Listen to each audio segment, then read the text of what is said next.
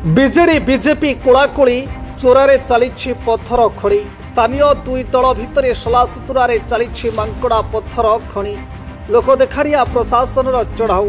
ହଁ ଦର୍ଶକ ବନ୍ଧୁ, ଆମେ କହୁଛୁ ଓଡଗାଁ ବ୍ଲକ ଅଧୀନ କୋମଣ୍ଡ ଓ ରୋହିବାଙ୍କ ମାଙ୍କଡା ପଥର ଖଣି।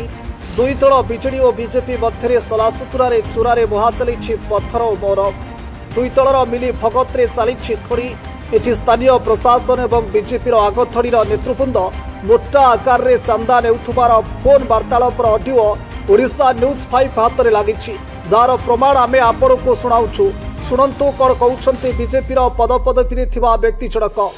ପୁଣି ସବୁଠାରୁ ଆଶ୍ଚର୍ଯ୍ୟର କଥା, ଜିଲ୍ଲା ବିଜେପି ସଭାପତିଙ୍କ ପାଖକୁ ଯାଇ ଖଣି କେମିତି ଚାଲିବ, କିଭଳି ଖଣି ଉପରେ ପ୍ରଶାସନ ଚଢ଼ାଉ ନ କରିବ ସେ ବିଷୟରେ କୁଆଡ଼େ ଆଲୋଚନା ହୋଇଛି ବୋଲି ଯାହା ଫୋନ୍ ରେକର୍ଡିଂରୁ ଜଣାପଡ଼ିଛି। ଆମେ ମିଛ କହୁନାହୁଁ, ଯାହାର ପ୍ରମାଣ ଆମେ ଆପଣଙ୍କୁ ଦେଖାଉଛୁ। ପୁଣି ଏହି ଖଣିରେ ଲାଗି ରହିଥିବା ବାଦ ବିବାଦରେ ମଧ୍ୟସ୍ଥତା କରୁଥିବା ଏ ପର୍ଶୁ ବ୍ୟକ୍ତି ଜଣକ କିଏ ଓ କେଉଁଠି ତାଙ୍କର ପାତ୍ର? ମୁଁ ଆଉ ପଣ୍ଡା ବାବୁ ଇଏ ଯାଇଥିଲା ବୁଲୁ ବୁଲୁ କଉଟ ତାଙ୍କେ ଯାଇଥିଲେ, କିନ୍ତୁ ମୁଁ ଯାଇଥିଲି ଡାକ୍ତରଖାନାକୁ ଗଲି। ସେ କହିଲେ କାରରେ ପଳେଇବା, ଟୁକୁନା ଏଠୁ ଡାକି ନେଲା। ବୁଲୁ ଥିଲା, ସିଏ ତାକୁ ଡାକିକିରି ପଣ୍ଡା ନେଲା, କହିଲା ତାପସର ଘରଟା ଟିକେ ଦେଖେଇଦବା। ମୁଁ କହିଲି ଯେ ଖଣି ଯଦି ଚାଲିବ ପଇସା ଆମକୁ ଦିଅ, ମତେ ଦେଲେନି। ପଇସା ଦିଅ, ମୁଁ ଯାଇକି ଆମ ଦଳ ଲୋକଙ୍କୁ ଧରି ଯୋଉଠି ଯେତିକି ଦେବା କଥା ଚାଲିବ, ସୁରୁଖୁରୁରେ ଚାଲିବ, ଯାହା ରହିବ ଆମ ପାଣ୍ଠିକି ରହିବ କହିଲେ। ଆରୁ ସେମାନେ ଦେଲେନି, ମୁଁ କାହିଁ ଏତେ ମୁଣ୍ଡ ଖେଳେଇବି ଆଉ। ମୁଁ ରହିଗଲି।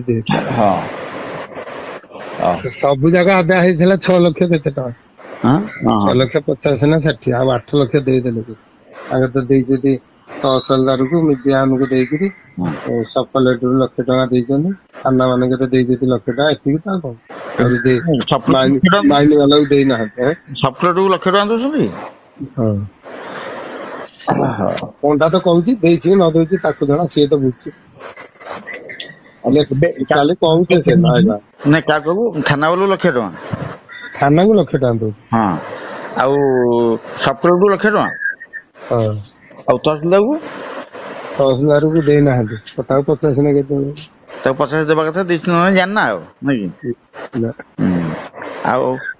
ଆଉ ପଇସା ମିଡିଆ ବାଲା 50 ନଉଛନ୍ତି, ଓଡଗାଁ ମିଡିଆ, ନୟାଗଡ଼ ମିଡିଆ 30, ଆଉ ସଣଗୁଳ ଥାନା ନଉଛନ୍ତି 40। ଏରା ଆଗରୁ ଆମେ ଦଉଥିଲୁ ସେତିକି। ମିଡିଆ ମାନେ 20 ନେଇଥିଲୁ, ଆଜ୍ଞା ମାନେ ବଢେଇକି ଏବେ 40-50 କରିଦେବେ। ହଁ ହଉ, ଏବେ ପଢୁଛି। କିଏ ଦିଆ କିଏ ବୁଝୁଥିଲା ଏଟା ସବୁ? ପଣ୍ଡା ବୁଝିବେ, ପଣ୍ଡା ଥାନା ଫାନା ସବୁଠି ପଣ୍ଡା, ସବୁ ନାଟକ ଗୋବର୍ଦ୍ଧନ ହଉଛି ପଣ୍ଡା। ଏବେ ଗାନ୍ଧୀ ମର ତାଙ୍କର ସେ ଗାଡି ଲୋକଙ୍କର ଖଣି କିଣି ଚାଲିବ, ଯୋଉ ଗାଡି ଆଣିବେ କେମିତି ଆଣିବେ ତାଙ୍କର କାଲି ଫୋନ କରୁଛି। ନାଇଁ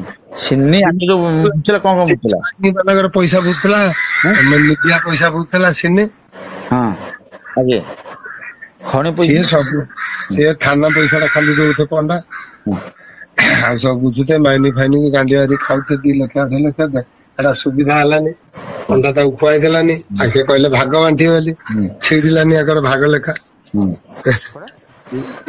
କିଛି କହିବେନି ଏ ବିଷୟରେ, କଣ ଲଢା ସେ ଯାଇଥିଲି ଗୋଲା ଭାଇ କହିଲେ ତାପସ ପାଖକୁ ଯାଇଥିଲେ କରିବେ ବୋଲି, ତମେ ପଚାରିଦବ। ଆମରି ଭଳିଆ ବଡ ବଡିଆ ଲୋକ ତମେ ବୁଲୁ ଭାଇ ଲୋକ ହେଲେ ଭଲ, ତମେ ଜାଣିନ। ଆମେ କହିଲେ ଆମ ଦଳୀୟ ଲୋକ ଭିତରେ, ଆମ ଭିତରେ କାହିଁ ଗଲ ଲୋକ କହନ୍ତୁ। ଯାଉଛି ଭୁବନେଶ୍ୱର ମିଟିଂ ଅଛି। କଣ ହେଇଛି ଗୋଟେ? ହଁ ହେଇଛି ଗୋଟେ, ଭଲ ଲେସନ ପାଇଛନ୍ତି। କହୁଥିଲ ଇଆଡେ କଣ କଥାବାର୍ତ୍ତା ହେଇଛନ୍ତି? କଣ କହିଲ?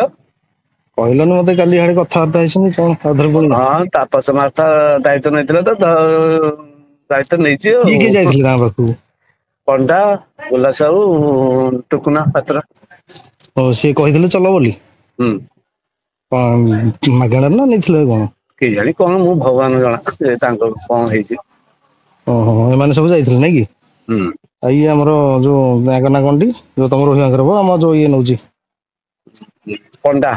ବୁଲୁଗୌଡ। ହଁ ହଁ ତା ମାଧ୍ୟମରେ ଯାଇଥିଲି ମୋର ଅନୁମାନ। ଆଚ୍ଛା ଆଚ୍ଛା ନହେଲେ ଏମାନେ ତାପସ ମାତ୍ରାକୁ କେମିତି ଥିବେ? ହଁ ହଁ ହଁ ସିଏ ଦାୟିତ୍ୱ ଦେଇଥିଲେ ଯେ ଖଣି ଚଲ ବୋଲି ନାଇଁ କି? ହୁଁ ହୁଁ ହଉ ହଉ ହଉ ଭୁବନେଶ୍ୱରରୁ ଫେର। ଭିତରେ ଲଢେଇ ହବ।